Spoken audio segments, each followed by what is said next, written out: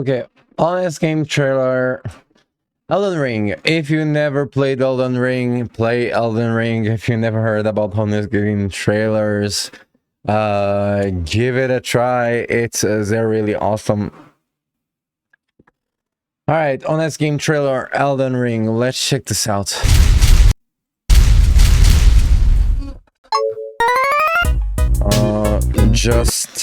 I need to my fuck. I hate the fact that like. Okay.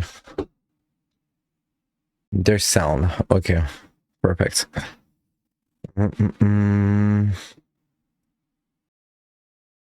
Alright. Inspired by the mind of George R.R. Martin and the studio that brought us the video game equivalent of waterboarding, comes a new type of Soulsborne experience that changes the series forever with one very important twist. You get a pretty pony. Elden Ring. Stand in awe of the expanse that is Elden Ring, as From Software releases their most ambitious Souls game since they called it King's Field, taking the usual sadistic formula out of the traditional series of gated hallways into a vast open world filled to the very brim with every single thing that made you suffer in every previous title, which somehow took the series status from for hardcore gamers to universally beloved, except for people who want to complain about the menus or whatever, by finally executing From Software's plan of making everyone get good whether they want to or not, in a title that proves Souls games aren't just for masochists that would voluntarily throw themselves in front of a balls-kicking machine. No. Or maybe just proves that somewhere deep inside, we're all balls-kicking machine guy.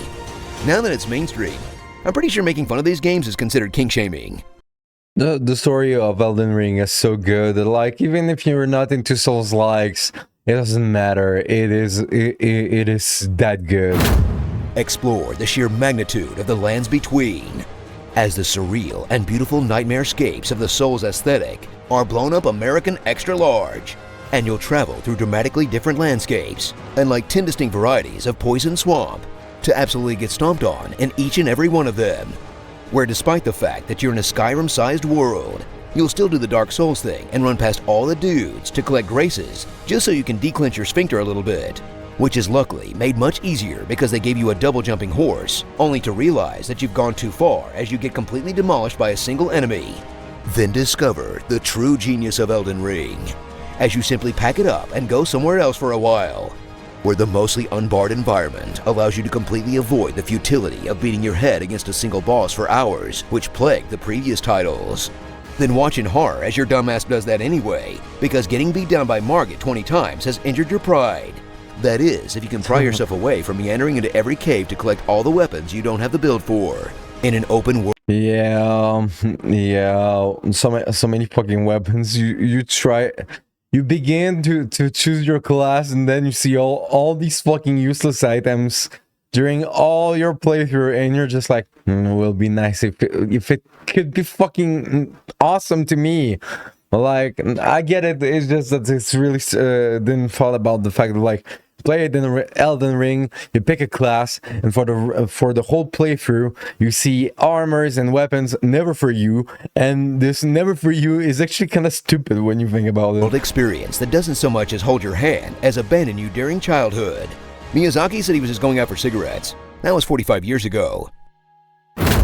Uncover the machinations of the Elden Ring and step into the shoes of the Tarnished, another dreg of a protagonist that finds themselves in a world where every person, animal, and plant wants to kill them, tasked to fight a bunch of demigods and reforge the pieces of the Elden MacGuffin, in a narrative unheard of for a Souls game that sort of lets you know what's going on from the get-go, but still somehow manages to be just as vague as you piece together the cryptic dialogue of the numerous weirdos and creeps around you, and try to parse lore with a Similarian level of made-up fantasy names to keep straight, which is probably what has kept George R.R. Martin from writing more Games of Thrones for all these years, despite the fact that 95% of the player base will ignore it completely. Made their way to the round. Very well.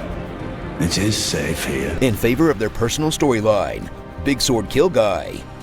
But hey, I guess somebody's got to keep the Souls YouTuber economy afloat. Roll around like you're on fire in the frenetic combat of Elden Ring that revamps the systems of the previous titles and adds the unthinkable, a jump button. which mostly means you'll have a second thing to mash until It is really stupid, but like, can you believe it that before that Souls game never had that jumping button? Like, at all. Like, you could not jump. Like, it's really stupid, but like, it's a good thing that they reminded that you really, before Elden Ring, you could not jump in any Souls game. Just so you know. you rub your fingerprints off other than dodge. Then jump into some of the sweatiest Souls combat you've ever experienced, where new additions like guard counters and awkwardly fighting from horseback add variety to the encounters. Unless you're a magic user, where you'll cheese out everything from a safe distance just like normal, to constantly get instantly bodied so hard you die in real life. In combat that will test all the skills you've built up in countless hours of the previous titles, and inevitably crush your ego on the altar of some horrible construct with way too many limbs, or simply a big dog. Until you just bite the bullet and invite strangers to help you take them down, or summon an upgradable spirit jellyfish. This really takes out something from the game. I think like I used co-op for a lot. I feel that like it kind of spoiled the game because I didn't finish it the way it was like built to be played, you know. So yeah, don't fucking do the co-op thing. Do the fights as they are, like created for you, because like for real, co-op takes away so much difficulty and so much pressure that like it makes it kind of like really I really felt I really regretted the fact that like I used co-op for like bosses rather than forcing the grind, you know. Because honestly, why not? In some of the most ridiculous fights you've ever seen in a Souls game, none of which will prepare you for the game's true battles. The one against the game's bad optimization, and every dickhead who keeps trying to get you to jump off a cliff. You know, nothing quite gets me in the headspace to appreciate this game's painstakingly crafted setting more than reading 40 messages that say Fort Common Night. So put on your oversized hat and get ready to praise the ring for a gaming experience that treats you like you're smarter than you actually are, which despite its highs and lows, deserves genuine respect for sticking to its genuinely unique design that attempts to truly make you feel like you're exploring a forgotten world and not just checking off boxes on a list. And I'm not just saying that because of the Stockholm Syndrome anymore. Starring, dying, crying, misjudging the jump and dying from fall damage, rolling to your death, missing every swing on your horse, endless cheese, getting invaded at the worst time, griefing in PvP as revenge, insisting you double wield the big weapons despite fat rolling, hitting every wall in case they're an illusion, respecting over and over, destroying all furniture around you, patches, looking like a child who dressed themselves for peak stats, debating on killing an NPC for their swag, laughing at Rudon's ridiculous horse, crying around Rudon's ridiculous horse, getting hugs after trying your best, and being maidenless, in-game and in real life. Elden finger ring, but whole. The real threat of this game isn't the massive dragons or powerful demigods, it's the crabs and lobsters. Seriously, I haven't been this threatened by seafood since I got food poisoning at Red Lobster. Tell us what you'd like to hear in my epic voice in the comments below. Are quite. Anyway, all right. Give for real. Honest Game Trailer really does trailers like this for mini games. Leave them a like, subscribe to them, and yeah, share the love. Anyway, thank you so much. I mean, it was awesome. Fuck.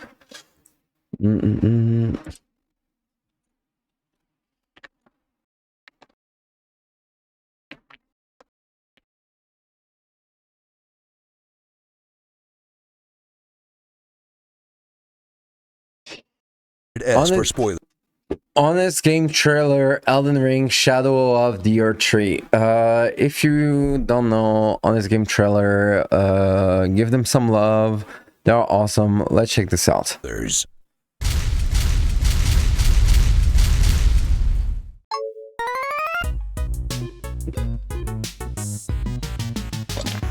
From the developers famous for making PTSD a video game mechanic and probably cost gamers millions in property damage, comes the DLC for the critically acclaimed series that holds nothing back. Because the devs know what you did last game, and they definitely aren't letting you get away with it this time. Better dust off the old bite plate. Let down on this, son. It helps. Elden Ring, Shadow of the Erdtree. Re-enter the fog once more, as the title that changed the gaming landscape comes out with its highly anticipated DLC that gives you another half a decade of content to obsess over, with more lore, more world, and more of that colonoscopy-inducing gameplay that you just can't seem to get enough of. For $40, it's not a bad time. In this economy, a real-life dominatrix is way more expensive than that. That's not the kind of inflation I asked for. Delve into the Shadow Realm. I'm banishing you to the Shadow Realm. No! As they tie up loose ends by finally telling you what happened to Withered Cocoon Guy. Then take the strong hand and be transported to the Land of Shadows, a realm in conflict between gingers and blondes.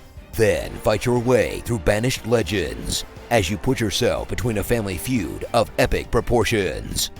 Playing Steve Harvey the only way you know how. Killing everyone and stealing all their stuff. I mean, come on, look at the lore. It's not like you're gonna be able to fix whatever's going on there. I mean, who do you live with after the divorce when your mom is your dad? Roam the beautiful and semi-transparent plains of the Land of Shadows as you rediscover your sense of awe and frustration, with many new horizons to explore. And then re-explore when you run back to pick up the runes you dropped, leading you down new winding paths that will introduce you to new abominations, new antisocial NPCs that you'll struggle to understand. I like finding things. And new half-naked weirdos that seem to jump out of every corner just to make your day worse. Then meander around until you eventually see an important-looking castle or ruin, where you'll valiantly fight the boss, only to get turned into a puddle of goop the second you f*** up a dodge. Okay, let's be real here. In the Venn diagram of Elden Ring players, Typical Dark Soul type of gameplay. one circle is being a glutton for punishment, the other is having a hoarding problem, and that tiny sliver in the middle, being maidenless. Okay, one maiden if you got the Ronnie ending. Big man, good for you. Prepare for burning that "you died" screen right into your retina, as Elden Ring comes back with a vengeance that will make the godlike build you worked so hard on feel like it's made of wet toilet paper, as you mess around with new equipment and spells, hoping to make up for the gap again, only to discover that despite all the hundreds of hours you've already put in this game, you'll still make the same old mistakes, like rolling off cliffs, getting ambushed around corners, and striking pillars to get absolutely bodied. Once you get over your own incompetence, slowly start to recognize that this DLC hits a bit different, as enemies seem to swing just a little longer than you're used to. Bosses have more attacks you'll have to jump away from, and everything has skills to break you out of combo or rolls. Then realize that devs have watched all the YouTube videos of players gloating about their achievements, and absolutely took it personally, with a brutal DLC that teaches you that getting good is a never-ending battle, and less politely, bitch, you thought. Okay, look, you might think that this is just some conspiracy theory, but I mean, they make you fight Radon again, and he's already off his tiny horse? If that doesn't scream bloody revenge for having to nerf him, I don't know what does. We are clearly being punished for our hubris. I blame Let Me Solo Her guy. So jump on your pretty prancing pony and get ready to emote that cute OK sign for an experience that can only be summarized as "Don't get the devs mad," in a game that will test your skills, your adaptability, and mostly your ego. Because the biggest thing getting in the way of you in victory is not summoning other players to do all the work for you. Look, say what you want, but I think the Elden Ring community is one of the most helpful in gaming. I mean, who else is this willing to stick around and watch you get one-shotted for an hour? Okay, well, mostly. Starring The Bourne Identity, This Fire Weenie, Bog Witch Era, Moon Knight, Derogatory, Hungry What the fuck? Hate Crime, a centaur drawn from memory, biblically accurate hands, Ancient Dragon Man! Balrog when he did pass, the ghosts of all the sunflower seeds you've eaten. Tokyo Ghoul would like a word. The most violent swingers party. The Lion King live on Broadway. When you burn your mouth on a Hot Pocket. Sexy Kool-Aid Man. And Double Dragon, these nuts. Offer rump, but destruction. Arrested Development. You know what being whipped really is? Somehow after all these games that From Software's made, still holding out hope for a Bloodborne sequel. I mean, look, man, I don't think she's coming back. Okay, let's be real though, we're still hoping, right? Come on, From Software. Yes. I promise we'll buy your collector's editions. Please, man.